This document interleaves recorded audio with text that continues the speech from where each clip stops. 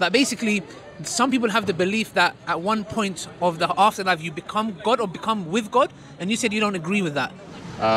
So we would say that's one step of understanding that everything ultimately came from God, but that everything has a source. Like there is light now, there is light, but that doesn't mean the sun is present. That would be terrible.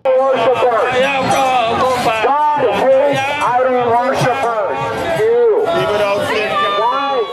Why are these men dressed like women? Why are these men wearing pajamas in public?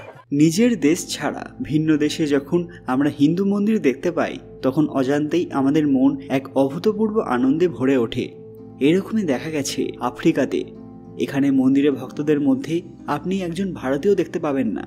মন্দিরের ভক্ত থেকে পূজারী পর্যন্ত সকলেই সেই দেশের অধিবাসী। হ্যাঁ বন্ধুরা, আপনারা ঠিকই ভাবছেন, আফ্রিকাতে কোনো হিন্দু ছাড়াই ধর্মপ্রচার এবং প্রসার লাভ করেছে। এখানে হিন্দু ধর্ম প্রচারে যিনি প্রধান ভূমিকা নিয়েছেন তিনি এই দেশেরই অধিবাসী। আজকের ভিডিওতে গোটা আফ্রিকা জুড়ে হিন্দু ধর্ম কিভাবে আলোড়ন সৃষ্টি করছে সেই সম্পর্কে আপনাদের জানাবো। এটা আপনাদের অবাক করে দেবে, 100% গ্যারেন্টি। তাই ভিডিওটি মন দিয়ে শেষ পর্যন্ত দেখবেন। কমেন্টে জয় শ্রীকৃষ্ণ লিখবেন বন্ধুরা। সকলকে পুরাণ কথা নতুন একটি ভিডিওতে স্বাগত।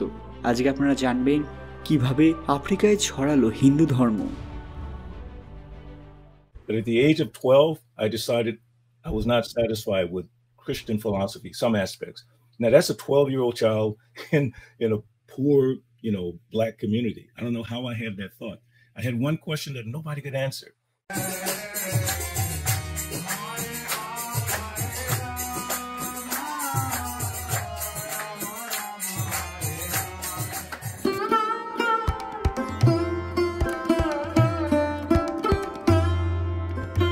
ভিডিওতে এগোনোর আগে সবাই কাইন্ডলি আমাদের চ্যানেলটি সাবস্ক্রাইব করে নেবেন।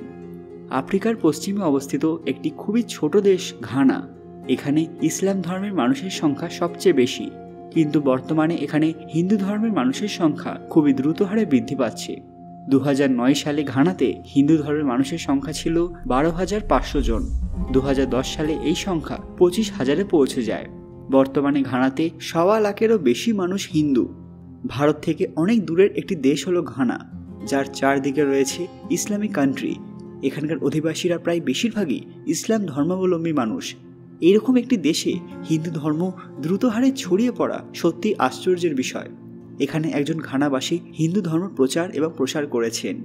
এ প্রসঙ্গে একটা কথা বলতেই হয়, ঘানাতে যারা বসবাস করেন তাদের পূর্বপুরুষ আফ্রিকান হিন্দুই ছিলেন, যারা কোনোদিন ভারতে আসেননি, আর কোনো ভারতীয় সেখানে কোনোদিন বসবাস করেননি।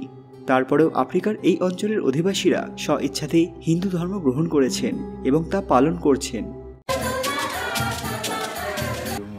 How old is this temple? Oh, this temple.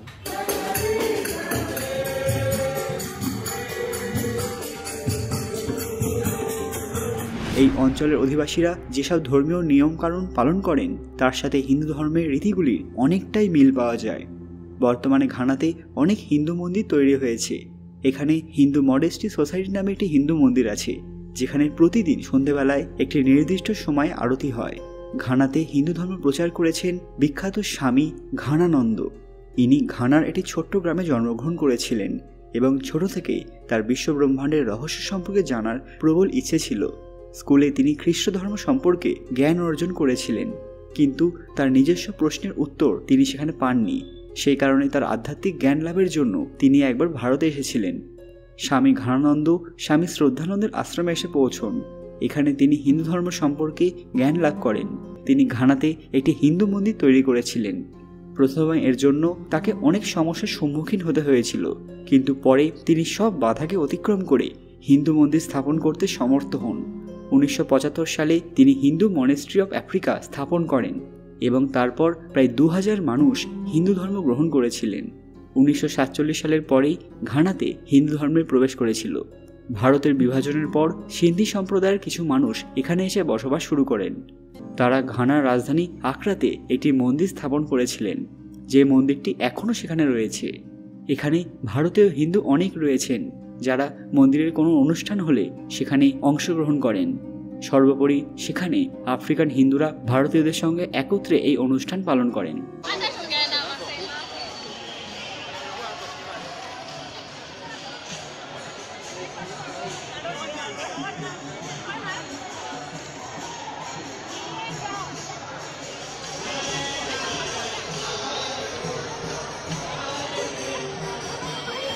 এখানে যে মন্দিরটি আছে তার অনেক মাহাত্ম্য আছে।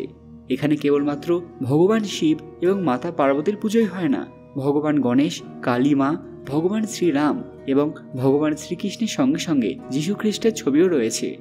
ঘানাতে বসবাসকারী হিন্দুরা ভারতীয়দের মতোই হিন্দুদের প্রত্যেকটি উৎসব অনুষ্ঠান খুবই ধুমধামের সঙ্গে পালন করেন তারা। এখানে গণেশ চতুর্থী, হোলি, দিওয়ালি, নবরাত্রিতে খুব ধুমধাম হয়। গণেশ চতুর্থীতে যে ধুমধাম হয়েছিল সেরকম একটি ভিডিও ইন্টারনেটে ভাইরাল হয়েছিল। যদিও আফ্রিকা বা ঘানা ভারত থেকে অনেক দূরে, তাহলেও এরকম মনে করা হয় ঘানার সঙ্গে ভগবান রামের বংশধরদের একটি যোগসূত্র রয়েছে। ইতিহাসের পাতা ঘাটলে আমরা দেখতে পাবো সেখানে আফ্রিকার নাম কুশদ্বীপ উল্লেখিত রয়েছে। সংস্কৃতে যার অর্থ ছিল ঘন জঙ্গলযুক্ত প্রদেশ। আমরা জানি ভগবান শ্রীরামের এক পুত্রের নাম কুশ ছিল। এরকম জানা যায় যে আফ্রিকার রাজত্ব স্থাপন এবং শাসনের অধিকার কুশকে দেওয়া হয়েছিল। আফ্রিকার সাথে ভগবান রামের পুত্র কুশের কোনো মিল আছে কিনা সেটা সঠিকভাবে জানা না গেলেও ভারতীয় সংস্কৃতির সাথে আফ্রিকার রীতি রেওয়াজগুলির অনেক মিল দেখতে পাওয়া যায়। আফ্রিকার মানুষেরা যে ভগবানের পুজো করেন তাকে গড মামি অর্থাৎ মা বলে সম্বোধন করেন, যার মূর্তিটি ভগবান শিবের মূর্তির অনুরূপ। একে ওয়াটার গড অর্থাৎ জলের দেবতা বলে উল্লেখ করা হয়। সুদানের মুন্দ্রি সম্প্রদায়ের লোক এনাকে নিজেদের ভগবান বলে মনে করেন।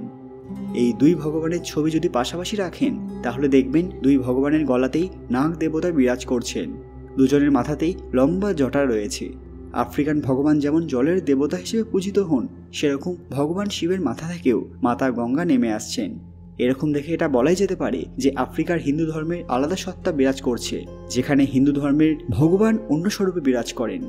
আফ্রিকা ছাড়াও পৃথিবীর অন্যান্য অনেক দেশে এখন হিন্দু ধর্ম খুব দ্রুত হারে বিকশিত হচ্ছে। আমেরিকা, ইউরোপ, মিডল ইস্টের মুসলিম দেশ এসব জায়গাতেই এখন হিন্দু ধর্মের জয় জয়কার। আপনারা কি মনে করেন ভবিষ্যৎ দিনে পৃথিবীতে হিন্দু ধর্মই কি একমাত্র ধর্ম হিসেবে নিজেদের জায়গা করে নিতে পারবে?